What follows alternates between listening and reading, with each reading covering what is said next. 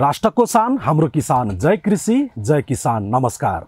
कृषि तथा पशुपन्छी विकास मन्त्रालय बागमती प्रदेश सरकारसँगको सहकार्यमा हाम्रो किसान टेलिभिजनले तयार पारेको कृषि मन्त्री किसान संवाद कार्यक्रममा यहाँहरूलाई हार्दिक स्वागत छ। म पवन श्रेष्ठ। दर्शकबिन, चाङ्गु नारायण नगरपालिका 9 ताथली भक्तपुरमा आज हामी पुष्प खेतीमा आएका छौँ। विशेषतः कृषि तथा पशुपन्छी विकास मन्त्रालय बागमती प्रदेश सरकारको 50% अनुदान सहयोगमा कृषि विकास कार्यालय ललितपुर अन्तर्गत आज हामी सेवा केन्द्र भक्तपुर मार्फत चाहिँ आज हामी यो कृष्ण पुष्प फार्मकोमा आएका छौँ र यो पुष्प खेती करिब 17वटा बाँसको टडेलमा यो पुष्प खेती गरिएको छ। विशेषतः व्यावसायिक तरकारी तथा पुष्प खेती कार्यक्रम अन्तर्गत चाहिँ 50% अनुदानमा यो खेती गरिएको छ र यो खेतीको बारेमा आज हामी समग्र रूपमा कुराकानी गर्नेछौँ। हामीसँग आज कुराकानीको लागि चाहिँ यस फर्मका सञ्चालक प्रेम बहादुर श्रेष्ठ हुनुहुन्छ। उहाँसँग कुराकानी गर्नेछौँ। नमस्कार। नमस्कार। आरामै हुनुहुन्छ? आरामै छ। यहाँ पुष्प खेती मैले सुरु गरे चाहिँ अहिले 3 वर्ष लाग्यो। सुरुमा जबेरा मात्रै 1000वटा बिरुवा राखेर मैले सुरु गरेको। त्यसमा पछि फेरि 6 महिनापछि फेरि 1500 थपे। यसलाई अलि बढाउने हिसाबले यसलाई अलि 8-10 जनालाई रोजगार दिने सोचले पनि मैले यो खेती गर्न खोजेको थियौँ र विभिन्न किसिमको यो समस्याहरूले गर्दाखेरि भने जस्तो सोचे जस्तो गर्न सकिरहेको छैन। सबै कस्ट फ्लावर लाउने भनेर यसपालि यो टनेलहरू बनाउने योजना गरेको। ठ्याक्कै कस्ट फ्लावरको बिरुवा इन्डियाबाट आउनुपर्ने। नेपाल सरकारले त्यतिखेरै रोक लगाइदियो, इन्डियाबाट बिजन ल्याउनु नपाइने भनेर भइसकेपछि कार्नेसनको बिरुवा पनि ल्याउनु सकिएन, भने जतिको यो जरबेराको बिरुवा पनि ल्याउनु सकिएन। अहिले थोरै लगाएको छ, त्यही 3-4 हजार बिरुवा। मैले 10-15 हजार बिरुवा चाहिँ लगाउने मेरो योजना थियो। त्यसमा चाहिँ मैले अनि बाध्य भएर अब ठाउँ बनाइसकेँ, टनेल बनाइसकेँ, सबै बनाइसकेँ। अनि मेरीगोल्ड लाउनु पर्ने बाध्य भयो। बिरुवा ल्याउनु नसक्ने समस्याले गर्दाखेरि त्यो हुनु गयो। अहिलेसम्म चाहिँ अब यही छ समस्या। अब नेपालमा यो अब प्राविधिकहरू पनि नहुने, यहाँ अब भने जस्तो त्यो टेक्नोलोजीहरू त्यस्तो नपाइने, त्यही छ समस्या। अलि यो किसानहरूलाई धेरै समस्या छ नेपाल। अहिले कति क्षेत्रमा लगाउनु भएको छ यो? अहिले चाहिँ यहाँ 6.5 रोपनी छ। अहिले चाहिँ यो कृषि विकास केन्द्रबाट चाहिँ 50% अनुदान दिने भन्ने उहाँहरूले गर्नुभयो। त्यसपछि अनि यहाँ 6.5 रोपनीमा 17वटा टनेल बनाएर 2-3 थरीको बिरुवा लगाएको छौँ अहिले यो सुरुवातमा। योभन्दा उतापट्टि चाहिँ छ, नयाँ पनि छ। यो सँगसँगैको त्यहाँ नयाँ पनि 6 रोपनीमा त्यहाँ पनि छ, त्यहाँ पनि जरबेराहरू लगाइरहेछ। जस्तो वार्षिक तपाईँहरूको यो कारोबार कति हुन्छ पुष्प खेतीबाट? अहिलेसम्म यो पुरानो पहिला सुरु गरेकोमा वार्षिक भनेको त्यही 5-6 लाख 6-7 लाख जति हुन्छ। त्यसमा अब सबै खर्च कटाउँदा के गर्दा त कति नै बच्छ र बच्ने भने त भएन। अहिले यसलाई बढाएर चाहिँ अलि स्रोत आम्दानीलाई बढाउने भन्ने सोचले चाहिँ भर्खर सुरु गरेको छ। यसबाट चाहिँ वार्षिक अब 15 लाख जति 15-16 लाख होला भन्ने चाहिँ अनुमान छ मेरो। अहिले जस्तो तपाईँहरूलाई कृषि तथा पशुपन्छी विकास मन्त्रालय हाम्रो जुन बागमती प्रदेश सरकार छ त्यो अन्तर्गतको तपाईँहरूको अहिले यो कृषि कार्यालय अन्तर्गतको सेवा केन्द्र भक्तपुरबाट चाहिँ तपाईँलाई 50% अनुदान यो बनाउनु भएको छ। यो त्यो रकमबाट के सपोर्ट भयो, यहाँ के गर्नुभयो? त्यो रकमबाट यही टनेल 17वटा यो प्लास्टिक टनेल बनाए, त्यही छ। त्यही रकमबाट 50%बाट त्यही 17वटा लगानी कति गरिसक्नु सबै गरेर लगानी त अब 30-35 लाखै पुगिसकेको छ लगानी चाहिँ। तपाईँलाई अहिले गरिरहेको यो जुन अनुदान सहयोगहरू अथवा सरकारको जुन जस्तो किसिमको जुन सपोर्ट कार्यक्रमहरू छ, यसले कतिको सहयोग राम्रो कतिको भएको छ? यसले अब सपोर्ट भएको छ। जस्तो कि अब चाहिँ मेरो चाहिँ अब 3-4-5 लाख जान्थ्यो भनेदेखि अब त्यति दिँदाखेरि पनि त्यताबाट आउँदा पनि अलि राहत त हुन्छ। मान्छेले राहत त हुने त भइहाल्यो, सपोर्ट हुने त भइहाल्यो। केही न केही हामीलाई लगानीबाट चाहिँ अब ऋणबाट अलिकति त मुक्त भयो नि किसानहरू। यसलाई ठिकै छ, राम्रै छ भन्न चाहिँ चाहेको छु मैले ठिकै लागिरहेछ। के छ सरकारसँग अझ के छ यहाँहरुको अपेक्षा के गर्दै अझ यहाँहरुलाई यो क्षेत्रमा टिकाइराख्नुको लागि? कृषि क्षेत्रमा चाहिँ यो सरकारले चाहिँ अलिकति ध्यान दिनुपर्ने चाहिँ के हो भन्दाखेरि हाम्रो यो फुल यो कस्ट फ्लावर यो फुल पनि परनिर्भर हुनु पर्यो कि बाहिर राष्ट्रबाट ल्याउनु पर्ने। बाहिर राष्ट्रबाट करोडौँ अरबौँको फुल भित्र्याउँछ नेपालमा। यसलाई चाहिँ सरकारले अलिकति ध्यान दिएर यसलाई टेक्नोलोजीदेखि लिएर प्रविधिहरू चाहिँ राज्यले हेरिदियो भने त्यो जुटाइदियो भने यहीँ आत्मनिर्भर गर्न सकिन्छ र यहाँको हजारौँ युवाहरूले रोजगार नेपालमै पाउँथ्यो। रोजगार नभएर विदेशिनु परिरहेछ। अनि यहाँ हजारौँ चाहिँ यहाँको युवालाई रोजगार दिनु सक्ने चाहिँ यो पुष्प खेतीबाट पनि देखाएको छु मैले। तपाईहरु सबै परिवारै यसैमै लाग्नु भएको छ? सबै यसैमा लागिरहेछ हाम्रो। यसैमा सबै गुजारा चलेछ? गुजारा चलेछ। अझै यहाँ चाहिँ 3-4 जना चाहिँ मैले कामदार राखेको छु मैले अझै। उहाँहरूलाई पनि थोरै भए पनि त रोजगार पाइयो हैन? त्यस्तो हो। यहाँ अलि सरकारको ध्यान चाहिँ नपुगेको हो। यो प्राविधिक हिसाबदेखि लिएर यहाँ टेक्नोलोजी या बिजन उत्पादनको कुरामा यो सरकारमा ध्यानै छैन क्या। बिउ ल्याउनुपर्छ, बिरुवा ल्याउनुपर्छ अन्तर्राष्ट्रियबाट। फेरि अन्तर्राष्ट्रियबाट ल्याउनु पाइँदैन बिरुवा भनेर राज्यले रोक लगाउँछ। अनि वहाँ उत्पादन भएको चिज चाहिँ यहाँ ल्याएर बेच्नु दिइरहेछ राज्यले फेरि। भनेपछि यो चाहिँ बिल्कुलै गलत छ क्या राज्यको नीतिमा। बिउ बिजन यहीँ उत्पादन गरेर किसानलाई दिनुको सट्टा बिउ बिजन ल्याउनु नदिने। अनि वहाँ अन्तर्राष्ट्रियमा उत्पादन भएको चिजलाई चाहिँ यहाँ ल्याएर बिक्री वितरण गर्नु दिने। यो त उल्टो भएन? ठ्याक्कै विपरीत भएको छ यो। साँच्चीकै नेपालकै किसानलाई चाहिँ प्रोत्साहन दिने र यहाँ कृषिबाट चाहिँ रोजगार दिने हो भने हरेक टेक्नोलोजी अपनाएर टेक्नोलोजी उत्पादन गरेर यहीँ चाहिँ किसानहरूलाई दिन सक्यो भने हजारौँ युवाहरूलाई यहीँ रोजगार पाइन्छ। जस्तै सरकारले यी साना साना कुराहरूमा अलिकति ध्यान दिने हो भने यही कृषिमै पनि लाग्ने हो भने यही सन्तुष्ट हुन सकिन्छ, काम गर्न सकिन्छ, रोजगारी दिन सकिन्छ, बाहिर जानु पर्दैन, सन्तुष्टि छ। सन्तुष्टि छ।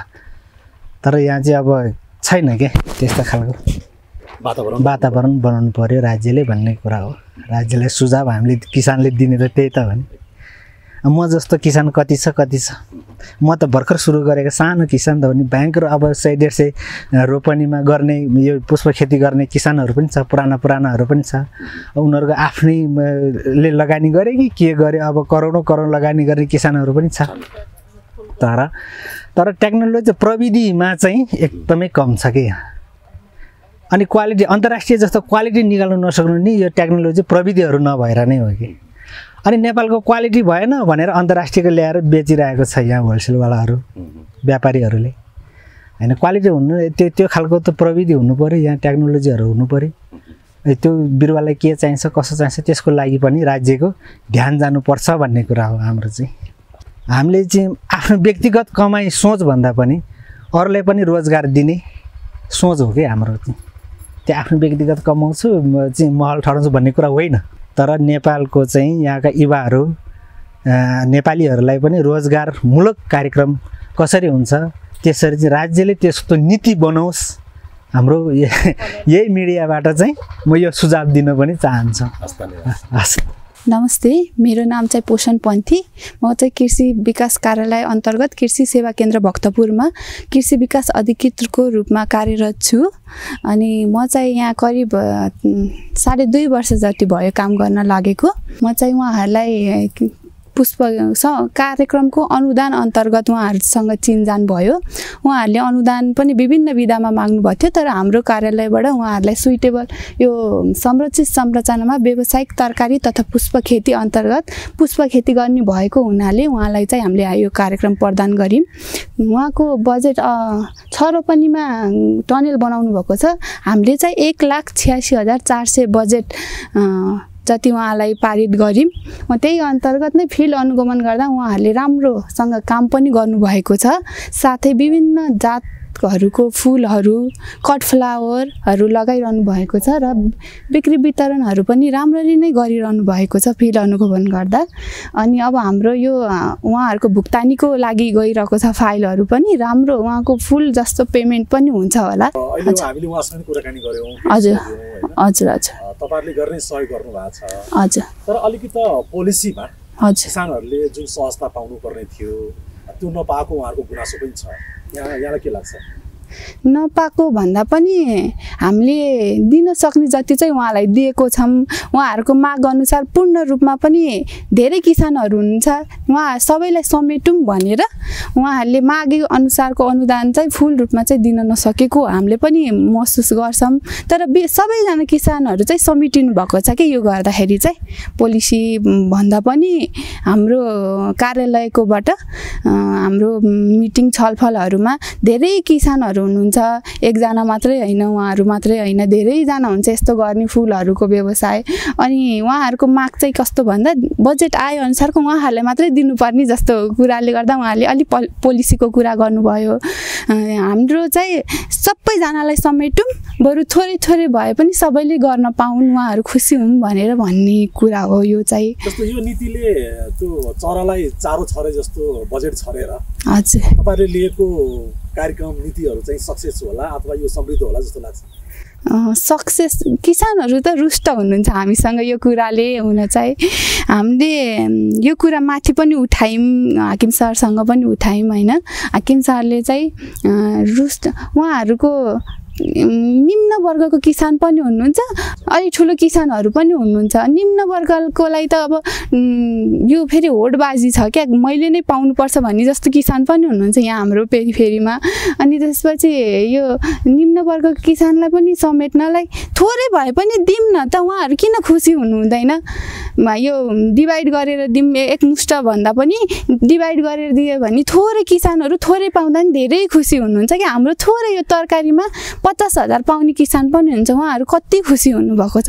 उहाँहरूले त 1,86,000 पाउनुभयो, त्यो हुँदा पनि खुसी छौँ, हामीलाई राहत भइरहेको छ म्याम। अनि फेरि हामीले चाहिँ यसरी पनि प्रत्येक वर्ष आउँछ नि त हाम्रो अनुदानको कार्यक्रम, आज मात्रै एक वर्ष मात्रै होइन नि त, फेरि पनि हाल्न पाउनुहुन्छ विभिन्न विधामा भनेर हामीले उहाँलाई चाहिँ चित्त बुझाइरहेको छ। फिल्डमा किसानको फिल्डमै आएर काम गर्दा उहाँहरूसँग कुराकानीहरू गर्दा चाहिँ हजुर अनुदान आफ्नो ठाउँमा छ होइन? हजुर हजुर किसानहरूलाई अरू साना साना समस्याहरू प्राविधिक कुराहरूमा हजुर कसरी सहजता गर्नुहुन्छ?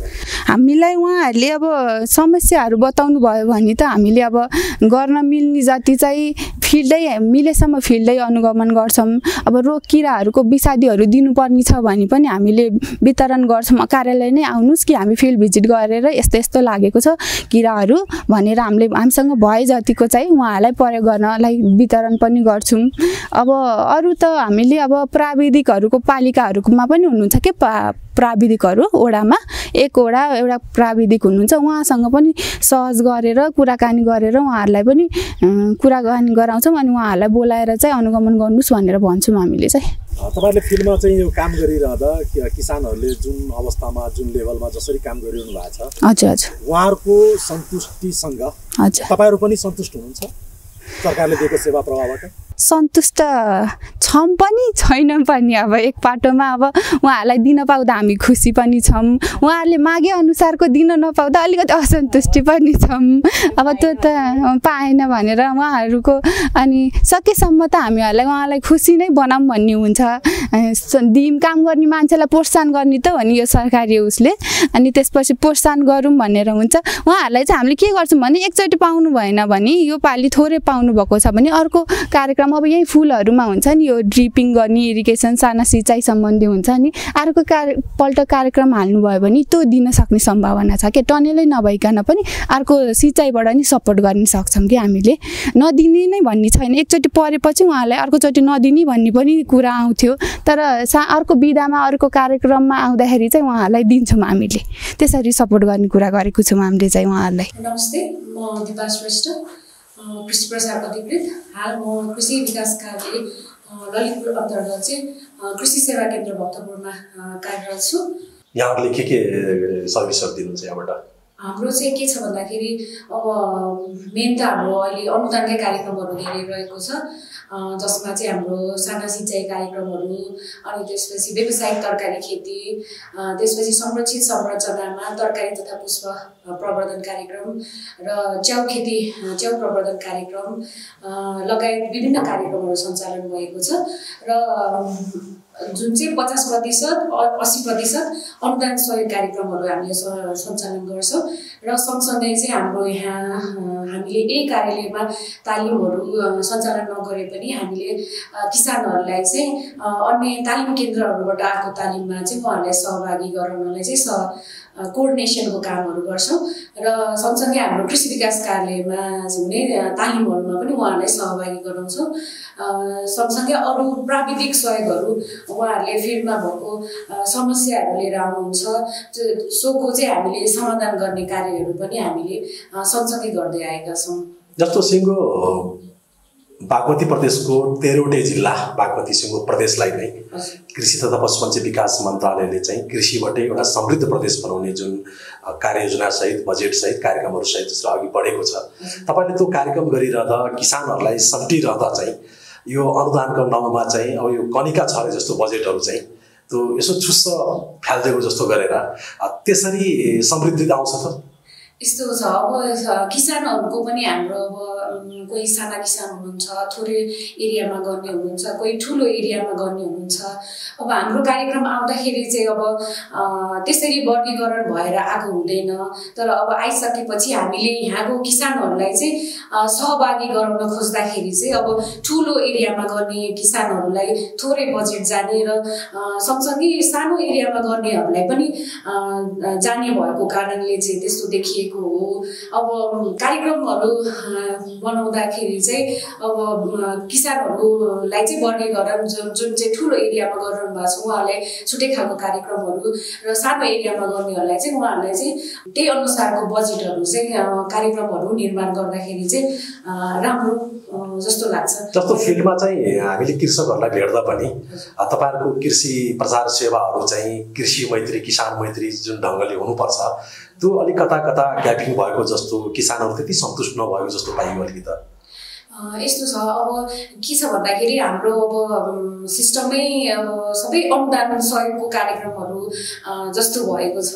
अब हामीसँग किसानले सम्झिने भनेको चाहिँ अब अनुदान कार्यक्रमहरूको लागि भनेर सम्झिन्छन्। अब प्राविधिक सहयोगहरूको लागि चाहिँ खासै किसानहरूले चाहिँ अब हामीसँग त्यसको लागि सम्झिनुहुन्न, किनभने हाम्रो कार्यक्रमहरू नै अब त्यस्तै प्रकृतिको छ। सबै अब प्राविधिक कुराहरू भन्दा पनि उहाँहरूसँग अनुदान कार्यक्रमहरू त्यस्तो कार्यक्रमहरूमा चाहिँ उहाँहरूलाई हामीले सहभागी गराउने, उहाँहरूलाई सम्पर्क गर्ने भएको कारणले चाहिँ उहाँहरूलाई त्यस्तो लागेको हो।